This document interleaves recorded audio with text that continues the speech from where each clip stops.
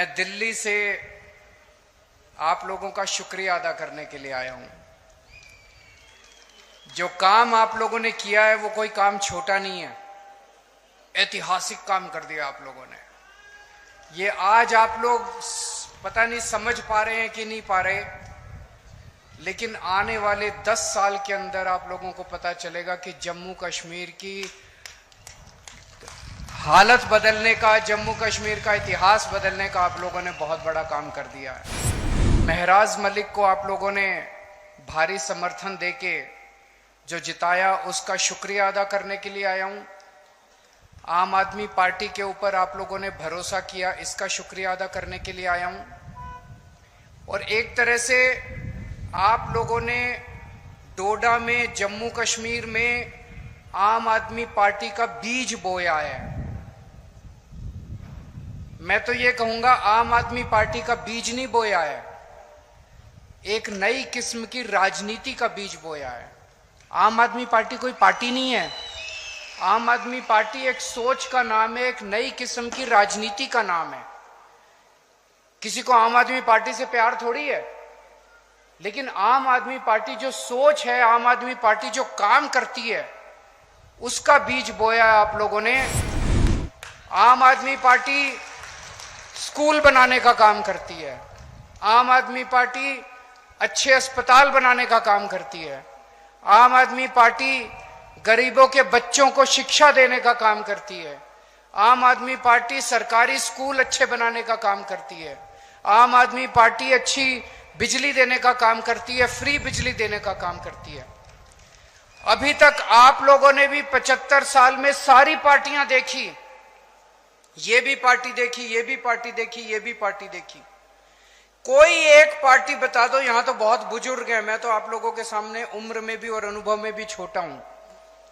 कोई एक पार्टी बता दो जिसने आपके बीच में आके ये कहा हो कि मेरे को वोट दे दो, मैं आपके बच्चों के स्कूल बना दूंगा। किसी पार्टी ने नहीं कहा। कोई एक पार्टी बता दो जिसने आके कहा हो मेरे को वोट दे दो, मैं आपके परिवार के लिए इलाज, अच्छा अस्पताल बना दूंगा, अच्छा इलाज कराने का काम कर दूंगा। किसी ने नहीं कहा। अकेली आम आदमी पार्टी है जो कहती है हमें वोट दे दो, हम आपके बच्चों का भविष्य बना देंगे, आपको शिक्षा दे देंगे, आपको रोजगार दे देंगे। उमर अब्दुल्ला साहब बहुत जल्दी 2-4 दिन में जम्मू कश्मीर के मुख्यमंत्री बनने वाले हैं, हम उनको बधाई देते हैं। वो इंडिया गठबंधन के एक तरह से मुख्यमंत्री हैं और उनका हम सरकार उनकी सफल हो, जम्मू कश्मीर उनकी देख रेख में, अगुवाई में खूब तरक्की करे, उसके लिए हम उनको पूरी तरह से सहयोग करेंगे। दिल्ली को हाफ स्टेट बोलते हैं, आधा राज्य है, क्योंकि दिल्ली में चुनी हुई सरकार की बहुत कम पावर है। अब जम्मू कश्मीर को भी उन्होंने हाफ स्टेट बना दिया। जम्मू कश्मीर की भी चुनी हुई सरकार की बहुत कम पावर है, एलजी की सारी पावर होती है दिल्ली में भी और अब जम्मू कश्मीर में भी। तो मैं उमर अब्दुल्ला साहब को कहना चाहूंगा कि अगर आपको काम करने में कोई अड़चन आए तो मेरे से पूछ लेना, मेरे को दिल्ली चलानी आती है, मैंने दिल्ली चलाई है। उमर अब्दुल्ला साहब की सरकार में हमारे भाई महराज मलिक को जिम्मेदारी दी जाएगी ताकि वो न केवल डोडा बल्कि पूरे जम्मू कश्मीर के लिए, पूरे जम्मू कश्मीर के लिए, जम्मू कश्मीर की आवाम के लिए अपनी सेवाएं दे सके। इनके पास इन्होंने इतनी समाज सेवा की है, इतनी समाज सेवा किया, इतना संघर्ष किया इन्होंने। वो संघर्ष सबके काम आना चाहिए, वो अनुभव सबके काम आना चाहिए। हम एक ऐसा, आज डोडा की क्या हालत हो गई है, सरकारी स्कूल नहीं है, जो सरकारी स्कूल है उनकी हालत बहुत खराब है। अस्पताल नहीं है, जैसे ये बता रहे थे कोई गायनेकोलॉजिस्ट, गिरधारी लाल कोई गायनेकोलॉजिस्ट, बताइए एक आदमी से औरतों का इलाज करवाते हैं। कोई अस्पताल नहीं है, कोई सड़कें नहीं है, कोई बिजली इतनी महंगी है आप लोगों के यहाँ। ये हम चाहते हैं कि डोडा का विकास हो, जम्मू कश्मीर का विकास हो, उस विकास के लिए। और इन्हीं मुद्दों पे मुझे बेहद खुशी है कि महराज मलिक धर्म के नाम पे नहीं जीता, महराज मलिक बिजली, पानी, शिक्षा, स्वास्थ्य, सड़क, इन मुद्दों के ऊपर जीता है। हम लोग एमपी एमएलए बनने नहीं आए, हमें एमपी एमएलए नहीं बनना, हमें मुख्यमंत्री प्रधानमंत्री नहीं बनना, हम उस दौड़ में नहीं है। आम आदमी पार्टी में हम एमपी एमएलए बनने नहीं आए। हम भी आपकी तरह त्रस्त हैं। अभी महराज मलिक कह रहे थे उनको 12 साल लगे यहां तक पहुंचने में। मैं उन्हें कहना चाहता हूं, मैं भी दिल्ली की सन 2000 में मैं इनकम टैक्स में कमिश्नर की नौकरी करता था। कमिश्नर की नौकरी छोड़ के मैं दिल्ली की झुग्गियों के अंदर जाके काम करने लगा, दिल्ली की झुग्गियों में रहने लगा। मुझे 14 साल लगे थे जब पहली जिम्मेदारी दिल्ली के लोगों ने दी थी। महराज मलिक को 12 साल लगे एमएलए बनने के लिए। आज हम लोग क्या मांग रहे हैं? एक आम आदमी आप लोग क्या मांग रहे हैं? आप लोग मांग रहे हैं मेरे बच्चों को अच्छी शिक्षा मिल जाए। एक आम आदमी क्या चाहता है? मेरे को नौकरी मिल जाए, रोजगार मिल जाए, मेरे बच्चों को अच्छी शिक्षा मिल जाए, मेरे घर में कोई बीमार हो उसका अच्छा इलाज हो जाए, मेरी बिजली का बिल 0 आ जाए, मेरे को 24 घंटे। ये कोई ज्यादा मांग रहे हैं हम लोग? कोई जागीर थोड़ी मांग रहे हैं इन लोगों से, इन लोगों की कोई दौलत थोड़ी मांग रहे हैं इन लोगों से। ये तो हमारा हक है, उसके लिए हमें इनके सामने हाथ जोड़ने पड़ते हैं, इनके सामने गिड़गिड़ाना पड़ता है। 75 साल हो गए देश को आजाद हुए। इन 75 सालों में अगर ये पार्टियां हमारे बच्चों को अच्छी शिक्षा नहीं दे पाई, अच्छे अस्पताल नहीं दे पाई, तो लाखों अरबों करोड़ों रुपया जो 75 साल में इन सरकारों ने खर्च किया वो कहां गया? अगर स्कूल अस्पताल नहीं बने, चलो बाकी सारी चीज छोड़ दो, अगर स्कूल और अस्पताल नहीं बना पाए ये 75 साल के अंदर, मैंने दिल्ली में 5 साल में स्कूल और अस्पताल बना दिए। मेरे पास पूरी प्लानिंग है, मैंने सारी कैलकुलेशन कर रखी है। मैं पढ़ा लिखा आदमी हूं, इंजीनियर हूं, मैंने पूरी प्लानिंग कर रखी है। 5 साल के अंदर पूरी देश के, पूरे मुल्क के स्कूल और अस्पताल ठीक हो सकते हैं। पैसे की कमी नहीं है, नीयत की कमी है, नीयत की कमी है। इनकी नीयत खराब है, हमारी नीयत साफ है, बस नीयत की कमी। अभी तक आप लोगों ने इतनी बार वोट दिया, एक बार इस पार्टी से नाराज हो जाते हो तो उसको वोट दे देते हो, इससे नाराज हो जाते हो तो इसको वोट दे। अभी तक सरकारें बदली आप लोगों ने, मुख्यमंत्री बदले आप लोगों ने, एमएलए बदले आप लोगों ने, हालात नहीं बदले आप लोगों के। दिल्ली में अब लोगों ने मुख्यमंत्री बदलना बंद कर दिया, दिल्ली में अब लोगों ने सरकार बदलनी बंद कर दी, दिल्ली में लोगों ने पार्टी बदलनी बंद कर दी, दिल्ली में लोगों के हालात बदलने चालू हो गए हैं। दिल्ली में मैंने 6 फ्री सुविधाएं दिल्ली के लोगों को देनी चालू की हैं। दिल्ली में शानदार सरकारी स्कूल बना दिए। ऐसे सरकारी स्कूल हैं कि 4 लाख बच्चों ने अपना प्राइवेट स्कूल से नाम कटा के सरकारी स्कूल में भर्ती किया। बड़े बड़े प्राइवेट स्कूल, फ्री शिक्षा मिलती है, स्विमिंग पूल है सरकारी स्कूलों के अंदर, लिफ्ट लगी हुई है सरकारी स्कूलों के अंदर। तो मैंने जब बच्चों को अच्छी शिक्षा दी, मेरे गरीब रिक्शे वाले मजदूरों के बच्चे जब डॉक्टर बन रहे हैं, इंजीनियर बन रहे हैं, तो मोदी जी कहते हैं केजरीवाल फ्री की रेवड़ी दे रहा है। हाँ, मोदी जी केजरीवाल फ्री की रेवड़ी दे रहा है। हिम्मत है तो रोक के दिखा दो इसको। मोदी जी आप तो ये सारी बच्चों की शिक्षा का पैसा उठा के अपने एक दोस्त को दे देते हो। मैं एक दोस्त को नहीं देता, मैं अपनी दिल्ली के 3 करोड़ लोगों को फ्री की रेवड़ी बांटता हूं। मैंने दिल्ली में इतने शानदार सरकारी अस्पताल बना दिए, जो बड़े बड़े प्राइवेट अस्पताल देखते हो ना 5 स्टार शानदार, वैसे प्राइवेट अस्पतालों की तरह दिल्ली के सरकारी अस्पताल बना दिए। गली गली में मोहल्ला क्लिनिक खोल दिए और सबका इलाज मुफ्त कर दिया, चाहे गरीब हो चाहे अमीर हो, सबका। आपको 5 रुपए की गोली चाहिए वो भी मुफ्त है, और अगर 50 लाख 60 लाख 70 लाख का आपका ऑपरेशन होगा, कैंसर का ऑपरेशन होगा, वो भी मुफ्त है आपका। मोदी जी कहते हैं केजरीवाल फ्री की रेवड़ी दे रहा है। मोदी जी केजरीवाल फ्री की रेवड़ी नहीं दे रहा, केजरीवाल पुण्य कमा रहा है। मरने के बाद तो यही काम आएगा। आप तो अपने एक दोस्त की सेवा करते हो, मैं 3 करोड़ लोगों की सेवा करता हूं। पहले दिल्ली में रोज पावर कट 8-8 घंटे के पावर कट लगते थे। आज दिल्ली में 24 घंटे बिजली आती है। जनरेटर की दुकानें बंद हो गई, इन्वर्टर की दुकानें बंद हो गई। दिल्ली में और पंजाब में 24 घंटे बिजली आती है, फ्री बिजली आती है, बिजली का बिल 0 आता है। दिल्ली के अंदर हमने महिलाओं की बस यात्रा फ्री कर दी, पानी 0 पानी फ्री कर दिया। दिल्ली के अंदर हम तीर्थ यात्रा करवा के लाते हैं बुजुर्गों को, वो फ्री कर दिया। अब हर महिला को हर महीने 1000 रुपए उनके अकाउंट में दिया करेंगे, जितनी महिलाएं दिल्ली के अंदर हैं। तो मोदी जी मुझसे बड़े चिड़े हुए हैं, कह रहे हैं केजरीवाल मुफ्त की रेवड़ी देता है, केजरीवाल मुफ्त की रेवड़ी देता है। हाँ, मैं कहता हूं मोदी जी केजरीवाल मुफ्त की रेवड़ी देता है। ये मुफ्त की रेवड़ी नहीं है, ये ऊपर वाले का प्रसाद है।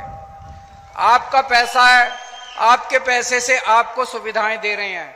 मोदी जी आपका सारा पैसा लूट के अपने एक दोस्त के खाते में डाल देते हैं, उसको सब कुछ उन्होंने पूरा देश अपने दोस्त को दे दिया। इस वजह से उनको मेरे से तकलीफ है। 22 राज्यों में बीजेपी की सरकार है। 22 राज्यों के अंदर, उन 22 राज्यों में ये बिजली मुफ्त नहीं कर पाए, वहां पे ये स्कूल ठीक नहीं कर पाए, वहां पे ये अस्पताल ठीक नहीं कर पाए, वहां पे ये इलाज मुफ्त नहीं कर पाए, वहां पे ये कोई सुविधा नहीं दे पाए जो सुविधा मैंने दी।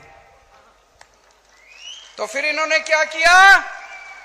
इन्होंने कहा केजरीवाल को गिरफ्तार कर लो, केजरीवाल को गिरफ्तार करके इसके काम बंद कर दो। मनीष सिसोदिया जिसने स्कूल बनाए उसको गिरफ्तार कर लिया ताकि स्कूल खराब हो जाएं। सतिंदर जैन जिसने अस्पताल बनाए और जिसने फ्री बिजली दी उसको गिरफ्तार कर लिया ताकि आपकी फ्री बिजली बंद हो जाए। केजरीवाल जिसने ये सारे काम करे उसको गिरफ्तार कर लिया ताकि दिल्ली के सारे काम बंद हो जाए। लेकिन हमने तो पुण्य कमाया, हमने तो आशीर्वाद कमाया, प्यार कमाया, विश्वास कमाया आप लोगों का। आप लोगों के आशीर्वाद से, करोड़ों करोड़ों लोगों के आशीर्वाद से छूट गए हम लोग जेल से। मोदी जी की नहीं चली भगवान के सामने, छूट गए। मैं भी छूट गया, मनीष सिसोदिया भी छूट गया, संजय सिंह भी छूट गया। संजय सिंह को भी गिरफ्तार कर लिया था, किसी को नहीं छोड़ा हमारी पार्टी के अंदर। अब मैं बाहर आ गया और मेरा एक ही मकसद है, पूरे देश में घूमूंगा मैं।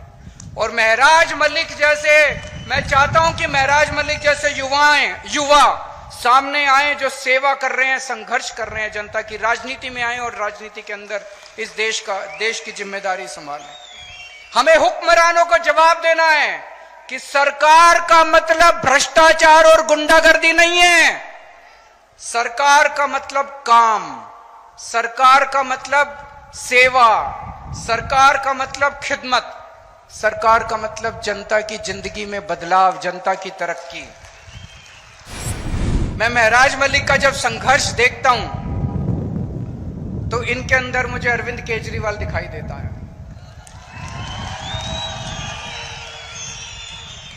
जिस दीवानगी और जिस जज्बे से मैंने अपनी इनकम टैक्स कमिश्नर की नौकरी छोड़ी थी और झुग्गियों में जाके काम किया था, आज 12-13 साल का इनका संघ, 12-13 साल भी क्यों, 2008 में इन्होंने गुलाम नबी आजाद के खिलाफ आवाज उठाई थी। इनका भी कई सालों का संघर्ष, वही जज्बा, वही दीवानगी मैं इनके अंदर देखता हूं। केजरीवाल का भी राजनीति में कोई माई बाप नहीं था। मेरे पिताजी, मेरे दादाजी, मेरे चाचा जी, मेरे नाना जी, मेरे मामा, कोई दूर दूर तक राजनीति में नहीं था।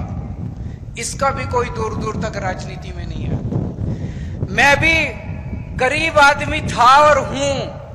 आज भी मेरे बैंक अकाउंट में पैसे नहीं है और उस टाइम भी मेरे बैंक अकाउंट में पैसे नहीं थे। जब मैं राजनीति में आया था तब भी नहीं थे।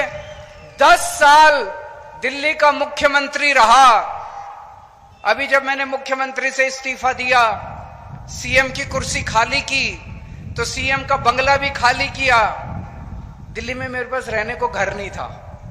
कई लोग मजाक बनाने लग गए, अजीब आदमी है, 10 साल सीएम रहा और एक घर नहीं बनाया। लोग तो 10-10 घर बना लेते हैं 10 साल में। मैंने कहा मैंने घर नहीं कमाया, मैंने जनता का प्यार कमाया है 10 साल के अंदर। तो जब मैं मुख्यमंत्री की आवाज से बाहर निकला, इतने लोगों ने मेरे को मैसेज भेजे, हमारे घर आ जाओ, हमारे घर आ जाओ, हमारे घर आ जाओ। मेरे पास पहले भी पैसे नहीं थे, आज भी पैसे नहीं है। इसके पास भी पैसे नहीं है, बता रहा था 8,000 रुपए इसके अकाउंट में थे जब इसने चुनाव में पर्चा भरा था, 8,000 रुपए थे इसके अकाउंट में। कोई और पार्टी होती तो इसको टिकट ही ना देती। किसी भी पार्टी में टिकट लेने जाओ वो पूछते हैं चुनाव में कितना पैसा लगाओगे, कोई 5-10 करोड़ रुपए हैं कि नहीं है। इसके पास 8,000 रुपए थे। ये इसकी सबसे बड़ी खासियत थी आम आदमी पार्टी का टिकट लेने के लिए, ये क्वालिफिकेशन थी इसकी। इसी किस्म के ईमानदार संघर्षशील लोगों को राजनीति में आने की जरूरत है। 2013 में जब हम पहली बार दिल्ली का चुनाव लड़े थे, दिल्ली के लोगों ने मेरे जैसे एक पागल पे विश्वास करके मुझे दिल्ली का मुख्यमंत्री और दिल्ली की जिम्मेदारी सौंपी थी। आज डोडा के लोगों ने इस पागल के ऊपर विश्वास करके डोडा की जिम्मेदारी सौंपी है। 2013 में जब 2011-12 में हम भ्रष्टाचार के खिलाफ आंदोलन कर रहे थे दिल्ली में, तो ये लोग हंसा करते थे, सारी पार्टियां हंसती थी, अरे ये भ्रष्टाचार के खिलाफ, इनको पता ही नहीं सरकार कैसे चलती है, भ्रष्टाचार तो करना पड़ता है, मजबूरी है।